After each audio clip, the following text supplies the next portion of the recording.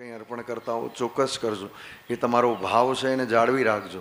પણ સાથે સાથે કોઈ એક મારા જીવનની નકારાત્મક વસ્તુ, ક્રોધ, કામ, મોહ, મદ, લોભ, અહંકાર, આમાંથી કોઈ એક વસ્તુ મહાદેવને અર્પણ કરજો કે હે મહાદેવ, આ તારું નથી, આ મારું ઉત્પન્ન કરેલું છે, આ હું તને અર્પણ કરીને જાઉં છું. બાકી તો તેરા તુજકો અર્પણ છે. જે કંઈ પણ અર્પણ કરો છો એ બધું જ મહાદેવનું સર્જન છે. તમે ને હું માત્ર એક ખરીદદાર અને વેચનાર તરીકે વચ્ચેથી લઈ અને મહાદેવને અર્પણ કરીએ છીએ અને એમ બોલીએ છીએ કે આ હું અનાજ મારું અર્પણ કરું છું. વિચારો તો ખરા, તમારું ને મારું અનાજ છે ખરું? તમે ને હું એમાં ક્યાંય કોઈ મહેનત કરી છે ખરી? એક પૈસાની લેતી દેતી કરી અને માત્ર તમે ને હું અનાજના એક આપણે જો અધિકારી બની જતા હોઈએ, એવી રીતે તો તમે ને હું આ બધું જ બનાવીને અધિકારી બની જતા હોઈએ તો મેં ગઈકાલે તમને એક દાખલો પણ આપ્યો, ઉદાહરણ પણ આપ્યું છે કે જેટલું ભેગું કરવું હોય એટલું કરી જવું. અને શું મજા છે જીવનની! જન્મ્યા હતા ત્યારે કશું જ નહોતું, ન તન ઉપર વસ્ત્ર હતા, ન કંઈ ભેગું લઈને આવ્યા હતા. અને કેટલો પણ મોટો વ્યક્તિ કેમ ન હોય, જે ક્ષણે શ્વાસ પૂર્ણ કરીને અહીંયાથી જ્યારે શરીર છોડે ત્યારે એક તલભર પણ વસ્તુ લઈ જઈ શકે ને એવી એની કોઈ ક્ષમતા રહેતી નથી. અને ઉપર પણ ભગવાન એના દૂત આવે ત્યારે એટલું જ કહે છે કે બધું જ બેગેજ જેટલું તે ભેગું કર્યું ને બધું છોડી દે તો જ તું મારા સુધી પહોંચી શકે. તો આટલી જ યાત્રા છે તમારી ને મારી. આની વચ્ચે જવાબદારીઓ છે. આશા વ્યાસપીઠ ઉપરથી એમ નહીં કહેતા કે ભગવાને ના પાડ્યું છે ભેગું કરવાનું. તમારે ભેગું કરવાનું છે. તમારી નીડ જે છે સમજજો. શિવ મહાપુરાણ અને શિવનું જ્ઞાન જે છે, શિવ અને સતીનો સંવાદ, શિવ અને પાર્વતીના સંવાદની અંદર ઘણી બધી વસ્તુઓ જાણવા જેવી છે.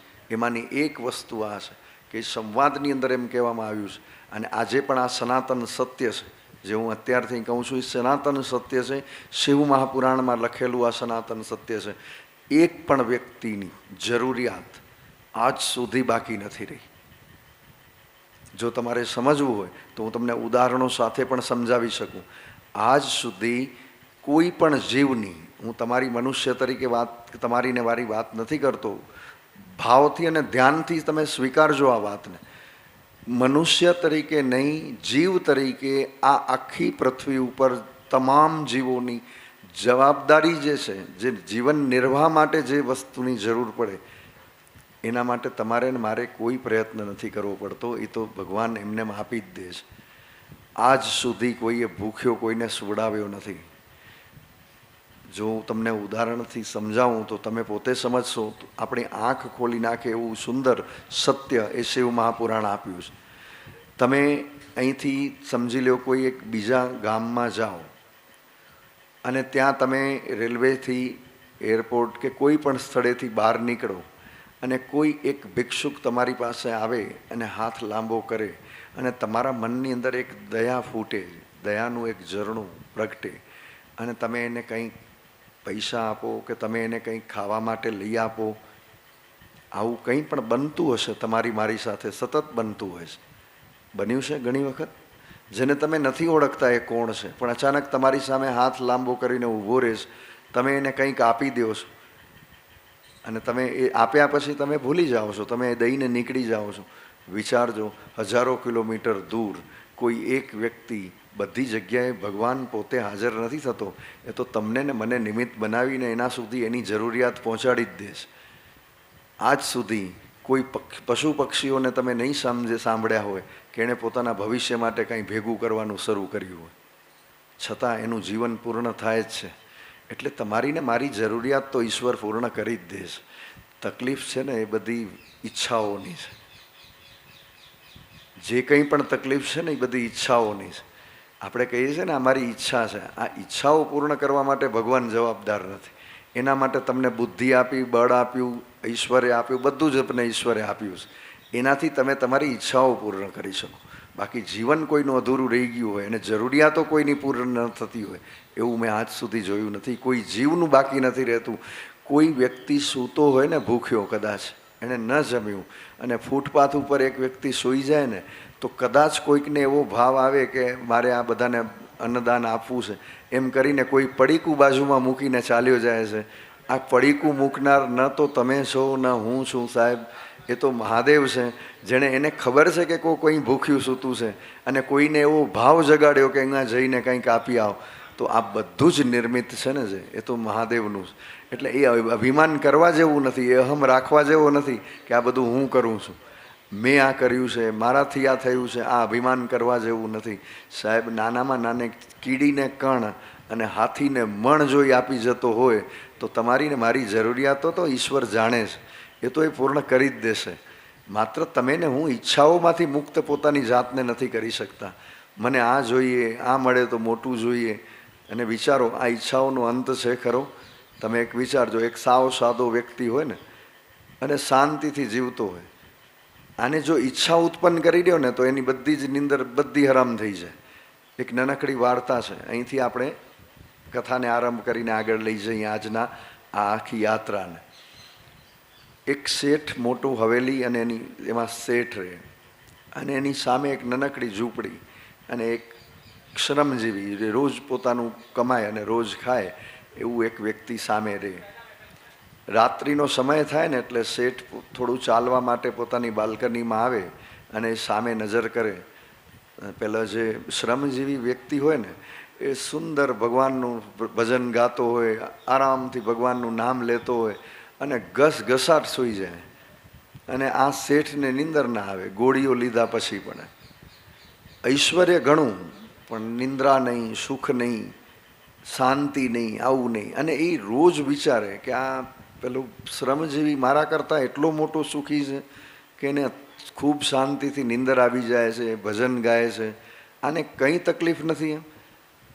અને મને આટલું ઐશ્વર્ય આટલું બધું હોવા છતાં મને જીવનમાં નિંદર નથી, શાંતિ નથી, સુખ નથી. આ રોજ શેઠ વિચારે. અને ઘણું બધું મનોમંથન કર્યું પણ એને આનો પ્રશ્નનો જવાબ ન મળ્યો. પછી કોઈ એક બુદ્ધ પુરુષ એણે સમજાવ્યા એને કે સુખ, શાંતિ અને સમૃદ્ધિ આ ત્રણ માટે ધન જરૂરી નથી હોતું. આ ત્રણ માટે તમારી મનસ્થિતિ જરૂરી હોય છે. તમે કઈ મનસ્થિતિને પકડીને ચાલો છો એના ઉપર તમારા સુખનો આધાર છે. જે ક્ષણે તમારી મનસ્થિતિ જે છે એ સુખી થઈ જાય ને તો તમે કોઈ પણ અવસ્થામાં સુખી રહી શકો. તમે મનથી જો સુખી ન હો તો તમને કેટલું પણ ધન આપવામાં આવે તમે કોઈ દિવસ સુખની અનુભૂતિ નહીં કરી શકો. એટલે બુદ્ધ પુરુષની આ વાણી સાંભળીને શેઠને થોડું આશ્ચર્ય થયું. એણે કીધું કે ભાઈ મારી પાસે ઐશ્વર્ય છે, પૈસો છે, બધું છે. એણે કીધું કે તમારી પાસે તમે જે બોલો છો ને શેઠ, એ બધું ભૌતિકતાઓ છે. આ ભૌતિકતાઓ તમારા સુખને, તમને જો સુખી થવું છે ને તો તમારે ભૌતિક સાધનોનો ઉપયોગ કરવો પડે. તમે એસી ચાલુ કરો તો ઠંડક લાગે, હવે એસીની પછી મરામત કરાવવી પડે, બગડી જાય તો તકલીફ ઊભી થઈ જાય, તો એની મેન્ટેનન્સ માંગશે બધી ચીજો. તો જેટલું સુખ વધારવાની તમે પ્રયત્ન કરશો એટલું દુઃખ વધતું જવાનું. તમે જેમ જેમ તમારી સગવડો વધારશો ને એટલા તમે વધારે દુઃખી થશો. આનું અર્થઘટન સમજવું હોય તો સમજજો. તમે જેટલા બહેનો છે અહીંયા બધા આપણા, એ લોકોને મારા કરતાં મને લાગે છે એ લોકો વધારે સારી રીતે સમજી શકતા હશે, કારણ કે એ કિચન એટલે કે અન્નનો ભંડાર જે છે એ સાચવે છે એટલે એને વધારે સારી રીતે સમજી શકતા હશે. તમે કિચનની અંદર જેટલા એપ્લાયન્સીસ વધારો ને એટલા તમે વધારે દુઃખી થાઓ. તમે જેટલું સુખ વધારવા માટે ટ્રાય કરો ને એટલા વધારે દુઃખી થતા જાઓ. પહેલાંના જમાનામાં એક સુંદર ખાલી એક ચૂલો રહેતો, એક તાવડી રહેતી, અને માં છે ને એ ભગવાનનું નામ સ્મરણ કરતે કરતે રોટલો ગળતી એમ. અને એની અંદર જે મીઠાશ આવતી ને એ આજના એક પણ ભોજનમાં નથી આવતી. કારણ છે એનું, કારણ કે એની અંદર શ્રમ હતો એનો પોતાનો. લાકડા વીણી આવતી, ચૂલો પ્રગટાવતી, આંખોમાં ધુમાડો જતો, અને છતાં ભગવાનનું ભજન કરતે કરતે એ ભાવ સાથે રસોઈ બનાવતી કે મારો આખો પરિવાર આ જમશે, જમીને એને સુદૃઢ બને, પરિવાર ખૂબ ખુશ રીતે રહી શકે, આ ભાવથી રસોઈ બનતી હતી. તો એની અંદર એ મીઠાશ હતી, એની અંદર એ બધું ભાવ હતો. હવે એ ભાવ વગરનું જે તમે જમવાનું તમે ને હું બનાવીએ છીએ, આજે અલગ અલગ જાતના કેટલા બધા એપ્લાયન્સીસો આવી ગયા, પણ આ એપ્લાયન્સીસો વાપર્યા પછી તમે સુખી છો ખરા? એક મિનિટ માટે પોતાની જાતને પૂછી જોજો. કારણ કે જેટલા એપ્લાયન્સીસ વધારશો એટલું એનું મેન્ટેનન્સ વધશે. એટલું મેન્ટેનન્સ વધારશો એટલું બગડશે, ત્યારે તમને પાછી નહીં તકલીફો ઊભી થશે, એટલે છેલ્લે તમે હતા ત્યાં ને ત્યાં પહોંચી જશો. આ ભાવને સમજજો. શેઠે એમ કીધું, એણે ભોગવ્યું કે છોડી દીધું, એણે વેચ્યું કે ભોગવ્યું, તમને ક્યાં ખબર પડવાની છે? એટલું જ ભેગું કરજો. મેં એક સંતનું બહુ સુંદર શબ્દ સાંભળ્યા છે, બહુ જ સુંદર શબ્દ. તમે જ્યારે મૃત્યુની અવસ્થા સુધી પહોંચો ને, ત્યારે તમારા એકાઉન્ટમાં 2-3 લાખ રૂપિયા જે કંઈ હોય ને, ત્યાં સુધી જે તમે કર્યું ને એ તમારી કમાણી કહેવાય. એના સિવાયનું બધું જ વેસ્ટ છે.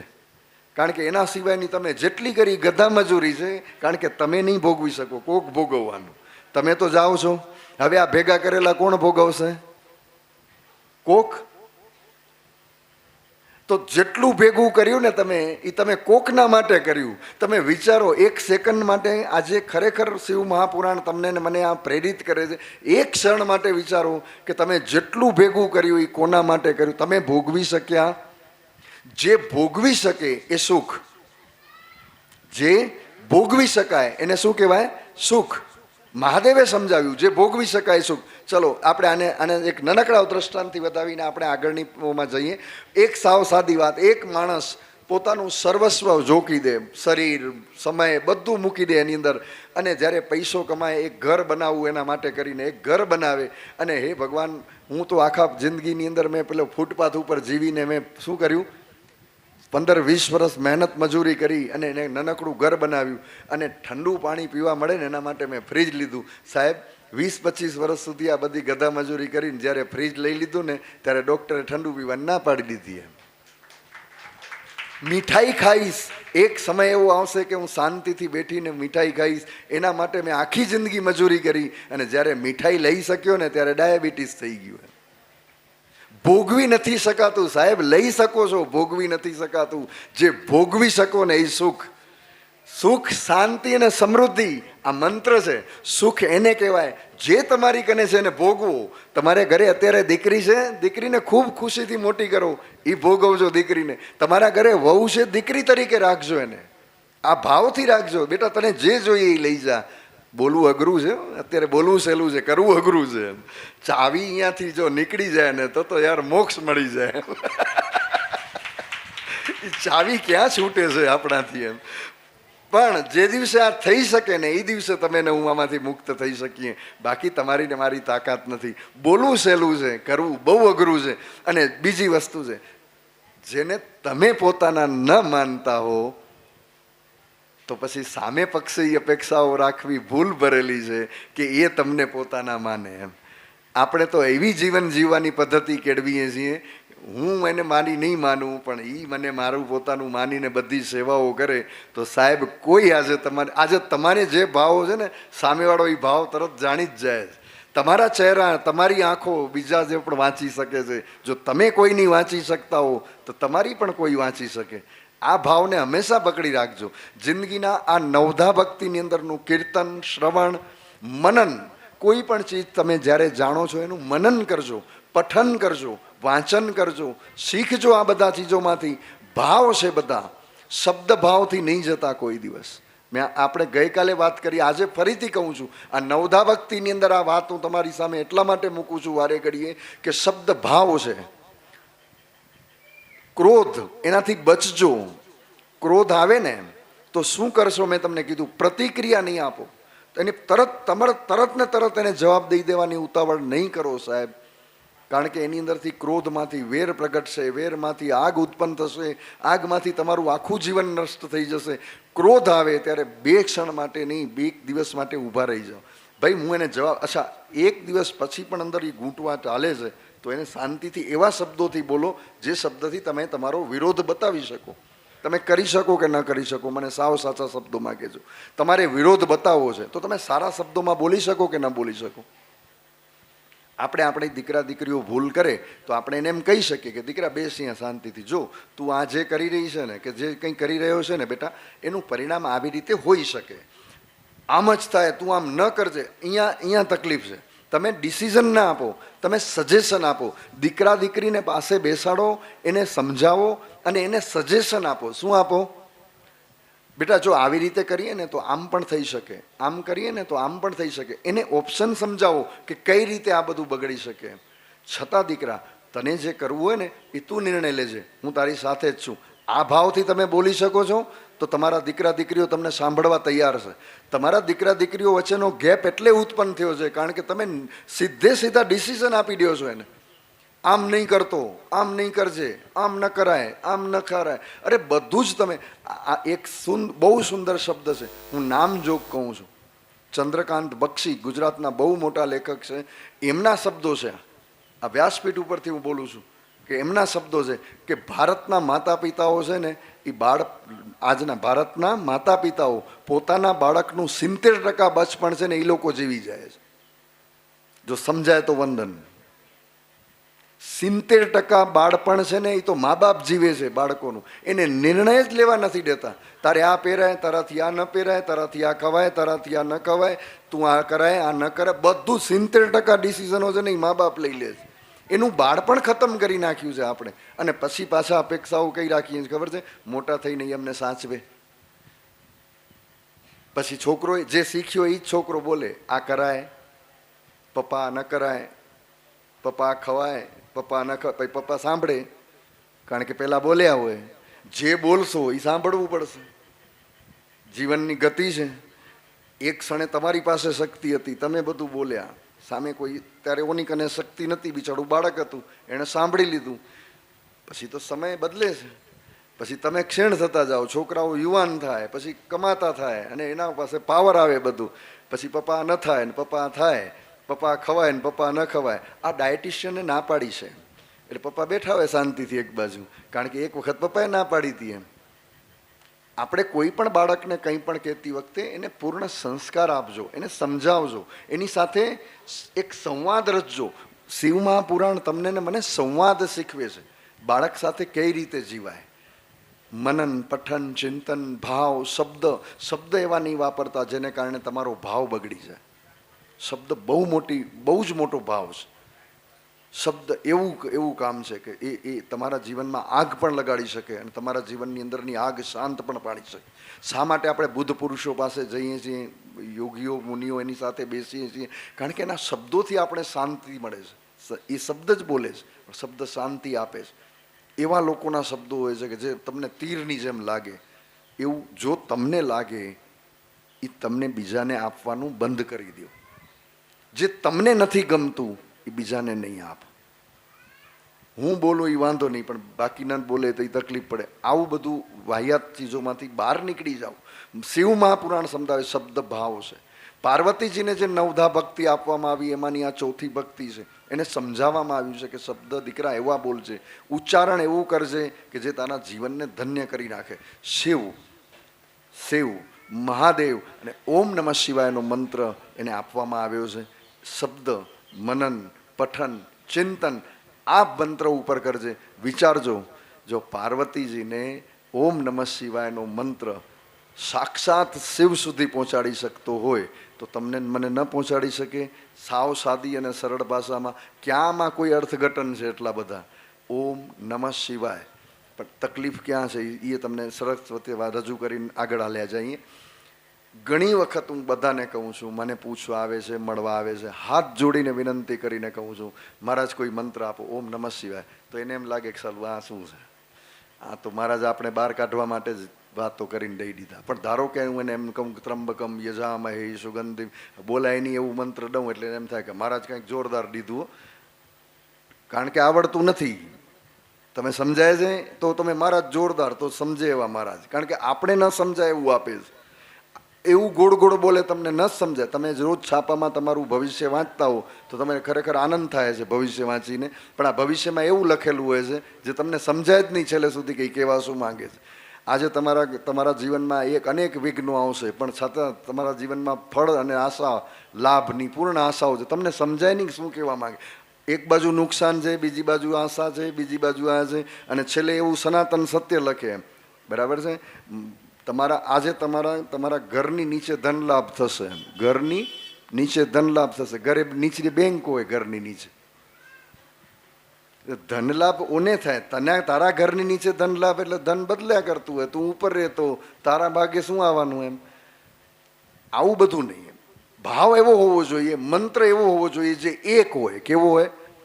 શ્રદ્ધાથી, ભાવથી અને એક મંત્રનું જાપ ઉચ્ચારણ શરૂ કરો.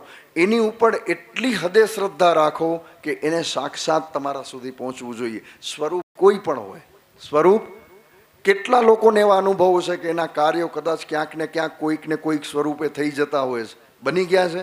એવી કેટલી તમારી પોતાની અનુભૂતિઓ છે કે તમે કોઈ કામમાં અટવાઈ ગયા હો, અચાનક તમને કોઈક એવો વ્યક્તિ આવીને એમ કે ના ચાલ હું તને આ કરી દઉં છું, મેં તને આવીને દઈ દીધું, કોઈએ કંઈક કાર્ય કરી દીધું. આવું કેટલી વખત બને છે. એ બધા શિવ જ છે, કારણ કે તમારા મારા અંદર શિવ છે જ, કણ કણમાં શિવ છે. તો એ પોતે કંઈ ડમરું ત્રિશુલ લઈને દર વખતે તમારી સામે આવે એવું થોડું હોય. એ તો અલગ અલગ સ્વરૂપે આવશે તમારી સામે. ઓળખો તો ભલે, ન ઓળખો તો એ તો તમારા કામ કરીને જ જવાનું. નવધા ભક્તિ આપી, 12 ભાવ આપ્યા છે તમને, એને સમજાવ્યા છે. ક્ષમભાવ, કેવો ભાવ? સમભાવ. બધા પ્રત્યે સમાન ભાવ રાખજો. કોઈ નાનું નહીં, કોઈ મોટું નહીં, કોઈ અમીર નહીં, કોઈ ગરીબ નહીં. અહીંયા તકલીફ છે. આ સમભાવ નથી સમજાતો ને, એ ભાવ ડિસ્ટર્બ થાય છે ને જિંદગીમાં. ત્યારે કોઈ પણ વ્યક્તિના, હું આજે અહીંથી બહુ જવાબદારીથી બોલું, વ્યક્તિના પ્રભાવમાં ના આવજો. જે દિવસે તમે કોઈ વ્યક્તિના પ્રભાવમાં આવ્યા એ દિવસે તમે તમારું આત્મસન્માન ગીરવે મૂકી દેશો. પ્રભાવનો મતલબ શું થયો ખબર છે? એ મોટો પૈસાવાળો છે, ક્યારેક કામ આવશે, ક્યારે નથી આવવાનું. આ મને આજે નહીં તો કાલે મને મદદ કરશે, તમે એના પ્રભાવમાં આવી ગયા, પૂરું થઈ ગયું. પ્રભાવ, જે દિવસે તમે કોઈના પ્રભાવમાં આવ્યા, સમભાવ તમે ચૂકી ગયા, તમે પ્રભાવમાં આવ્યા કોઈના, એ દિવસે એ તમારો ઉપયોગ કરશે, તમે એનો ઉપયોગ નહીં કરી શકો. એટલે કોઈના પ્રભાવમાં નહીં આવવાનું. કેટલો પણ મોટો વ્યક્તિ હોય, એ એના કર્મોથી છે. હું મારી જગ્યાએ છું, હું માંગવા નથી ગયો, મારે કાંઈ જોઈતું નથી કોઈ પાસેથી, હું કોઈના પ્રભાવમાં નથી આવવાનું. સમભાવ, એનો મતલબ એમ નથી કે હું મોટો છું નહીં નાનો છે, એવું નહીં. સમભાવ, સમભાવનો મતલબ શું થયો? સમત્વ, બધા પ્રત્યે એની જગ્યાએ છે, હું મારી જગ્યાએ છું. એને એની જ રીતે સુખ અને ભગવાને આપ્યું છે, દુઃખે આપ્યું છે અને સુખે આપ્યું, એની રીતે આપ્યું છે. મને મારી રીતે આપ્યું છે. હું મારી જગ્યાએ ખુશ છું, હું મારી દુનિયામાં આબાદ છું, એની દુનિયામાં ખૂબ ખુશ રહે. આ ભાવ સાથે, આને સમભાવ કહેવાય. પ્રભાવમાં આવશો, જીવન નષ્ટ થઈ જશે. સમભાવ કેળવશો, તમે સુખી થઈ જશો. તમને કોઈની ઈર્ષા નહીં થાય એમ નથી કહેતો, પણ ઈર્ષા એવી ન હોવી જોઈએ કે જે તમારા પોતાના પગ ઉપર કુવાડો મારવા જેવી ઘટના બને. ઈર્ષા ભાવ છે. ઈર્ષા કઈ છે? ભાવ છે. બરાબર છે? ઈર્ષા કોને નથી આવી? એમ કોને નથી આવતી ઈર્ષા? કોઈ એવું પ્રાણી નથી જેને ઈર્ષા ના આવે. પાર્વતીજી શુદ્ધાંત, એના જીવનમાં પણ નાના નાના નાના પ્રસંગો એવી રીતે બનાવવામાં આવ્યા જ્યાં એણે બતાવ્યું છે કે આવો ભાવ ઉત્પન્ન થઈ શકે. પણ એ ભાવને આપણે જો નિયંત્રણમાં રાખીએ, કઈ રીતે નિયંત્રણમાં રહે એનું પણ ઉદાહરણ અને આનું ઉત્તર સાથે આપવામાં આવ્યું છે કે ઈર્ષા ભાવ જ્યારે જ્યારે પ્રગટે ને ત્યારે મહાદેવને કહેજો કે મારા જીવનમાં આનાથી મોટી ઉપાધિ નથી લખી, આનાથી મોટી ઉપાધિ નથી લખી. મેં તમને હમણાં કીધું, 99ની દોડમાંથી જો બહાર નીકળશો તો સુખી થશો. 99ની દોડમાંથી બહાર નીકળશો તો સુખી થશો. હે ભગવાન, મારા 99 મારી જગ્યાએ બરાબર છે. 9999 હશે ને તો 10,000 પૂરા કરવામાં મારી આખી જિંદગી ખર્ચાઈ જશે. એટલા કરતાં 999 બરાબર છે. શું કામ? આજ નહીં તો કાલ 1 રૂપિયો આવશે તો 1000 તો થશે. આ 10,000ના ચક્કરમાં બધા બાકીના બધા સાચવવા પડશે. એવો ભાવ. એટલે આનો મતલબ મહત્વાકાંક્ષી ન બનવું એવું નથી. મહત્વાકાંક્ષા રાખો, તમે ભાવ કરો, તમે ગોલ બનાવો, જીવન પ્રત્યે તમારો ભાવ પણ એ જ થાય, હું કહું છું એ પ્રમાણે જ બને. આ ભાવ રાખશો તો તમને ડિપ્રેશન આવશે, નહીંતર નહીં આવે. કર્મ પ્રાધાન્ય છે. બાળક તરીકે કોઈ પણ વિદ્યાર્થીએ ભણવું જોઈએ, હા કે ના? સારા માર્ક્સ સાથે પાસ થવું જોઈએ. ગોલ રાખવો જોઈએ કે હું સુખી થઈશ, સારી જગ્યાએ પહોંચીશ, એના માટે હું ભણીશ. બધી જ વસ્તુ સાચી છે, પણ મેં ભણ્યો, મને 90% શું કામ ના આવ્યા? પરિણામ મારા હાથમાં નથી, ભાવ છે મારા હાથમાં. હું એમ ઈચ્છા રાખીને કરી શકું કે મને 90% આવે, પણ ધારો કે 89% આવ્યા તો ભાવથી લઈ લેવાનું, પછી આગળ વધવાનું, બીજી વખત વધારે પ્રયત્ન સારો કરવાનો. આ ભાવથી હાલવાનું. ભાવ, અહીંયા ભાવ બગડવા નહીં દેવાનું. આ જીવન છે, આ જીવનની યાત્રા છે. શબ્દ ભાવ છે.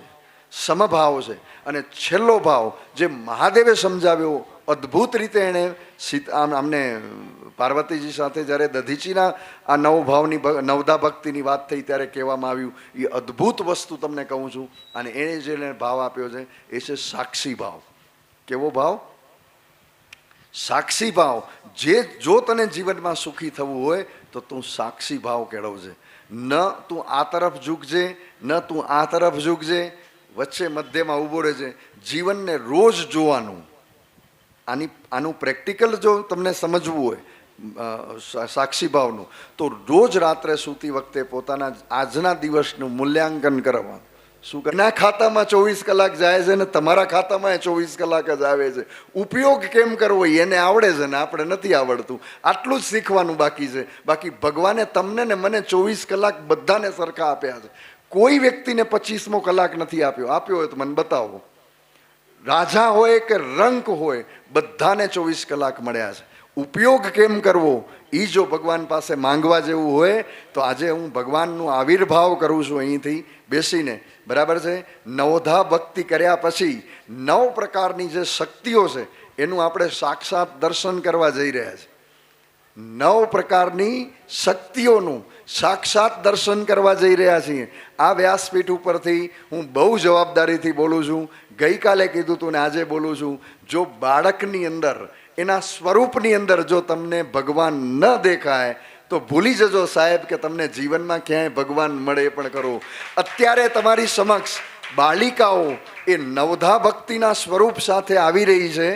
9 પ્રકારની જે દેવીઓ છે, 9 સ્વરૂપ છે દેવીઓના, એ દેવીઓના સ્વરૂપમાં તમારી સમક્ષ આવી રહી છે. એ સાક્ષાત દેવી છે, સાક્ષાત લક્ષ્મી છે તમારા ઘરની. તમે જ્યારે એની અંદર ભગવાન જો દેખાવા માંડે ને તમને, તો તમને પથ્થરમાંથી પણ ભગવાન દેખાય. અને પથ્થર જે દિવસે ભગવાન દેખાય ને એ દિવસે તમને માનવ સહજ આખું જીવન છે તમારું ધન્ય બની જાય. તો ચલો આપણે એને તમે ભાવથી, હું મારી સાથે તમને બોલાવું છું, તમે બોલજો. એના વગર તો નહીં આવે હો દેવીઓ. હિમાલયની દીકરી તરીકે શૈલપુત્રીનું આગમન. ઓમ સતાય પરિપૂર્ણાય દિવ્યમ દેવાય સમાહિતમાય યુગો યુગમ જાગૃતાય સર્વહિતાર્થાય દિવ્યમ દર્શનાય મહાદેવ મોબાઈલથી ફોટા પછી પાડજો. શુભર્સમાય અનંત શક્તય જાગૃતાય મહાદ્યારહેત્વે પરિપૂર્ણાર્થાય પ્રથમ દેવી જાપાય જાગૃતાય નમસ્તસ્યૈ નમસ્તસ્યૈ શબ્દ સ્વરૂપાય લક્ષ્માય નવધા સ્વરૂપાય દ્વિત્યમ સ્વરૂપાય મહાદેવે દેવે બ્રહ્મચારિણે અવૃતાય શુભ શુભ તત્વમ આગમનાર્થાય દિવ્યમ જ્યોતિ પ્રગાટ્યાય પરિપૂર્ણાય નવધા ભક્તિ જાગૃતમ દ્વિત્ય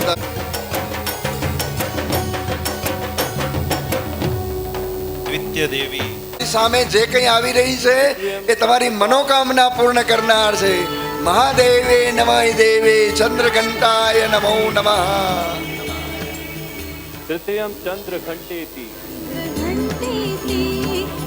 બોલો પાર્વતી સુખરૂપાય.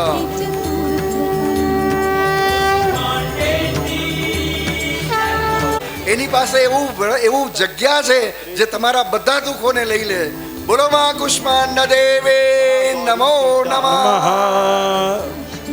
દિવ્ય દેવાય સ્વરૂપાય પુષ્પાય દિવ્યમ દિવ્યમ દર્શનાય શુભમ તત્વમ આગમનાય. દાત્રી ચ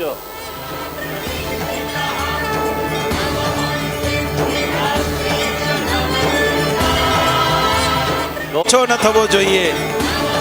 તમારા ઘરે દીકરી આવે અને તાળી નહીં પાડો ને તો ભવિષ્યમાં લક્ષ્મી માંગતા પણ નહીં. હા, બસ. લક્ષ્મી જોઈએ છે તો દેવી સ્વરૂપ. સ્કંદ માતાનું સ્કંદ માતા સ્વરૂપાય પ્રાગટ્યમ પરિપૂર્ણાય દિવ્યમ દિવ્યમ દર્શનાય યુગો યુગો જાગરંતાય પરિપૂર્ણાય મા સ્કંદ માતાય નમો નમઃ.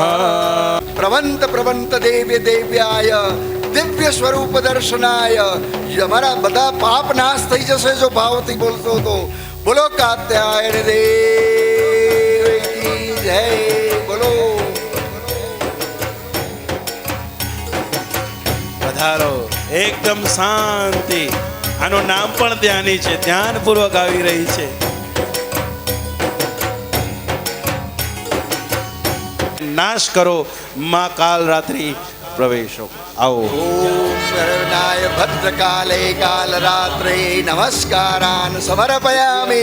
દિવ્યમ દિવ્યાર્થાય સર્વાય. આપણા બધા જ અસુરો આપણી અંદર જે અસુરી તત્વો છે એનો નાશ કરો. અમારે ત્યાં પધારો. હે કાત્યાયની, હે મહાદેવી, મહાકાલી, મહાવતીજીનું જે સૌ સુધી પહોંચવા માટેની આખી જીવનની યાત્રા છે તમારી ને મારી. આ સ્વરૂપ માટે તમે ને હું જીવન આખું જીવન જીવી જઈએ છે.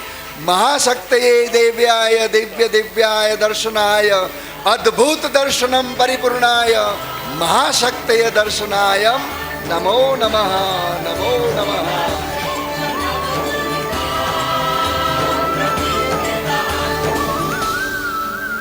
બોલો માતા સિદ્ધદાત્રી કી જય. જય હો, જય હો, જય હો, જય હો. ધ્યાન રાખજો, ગદા આપી નદીએ પૂરે. સ્વાગત છે. આવો માં ખોડિયાર. ખોડિયાર, હે માં ખોડિયાર, આઈ ખોડિયારની જય હો. પધારો માં, આઈ ખોડિયારની જય હો. પધારો માં, પધારો. ભાવભર્યું સ્વાગત તમારું. નાની આવો બાલિકા, માં, પધારો. જો હાથમાં માં સર્પ મોગલ, પડશે. આવો માં મોગલ, પધારો. આઈ મોગલની જય હો. જય જય માં, પધારો. હાથમાં સર્પ પણ છે. આવો કૃષ્ણ, આવો. વાસુદેવાય હરે પરમાત્મને કૃષ્ણાય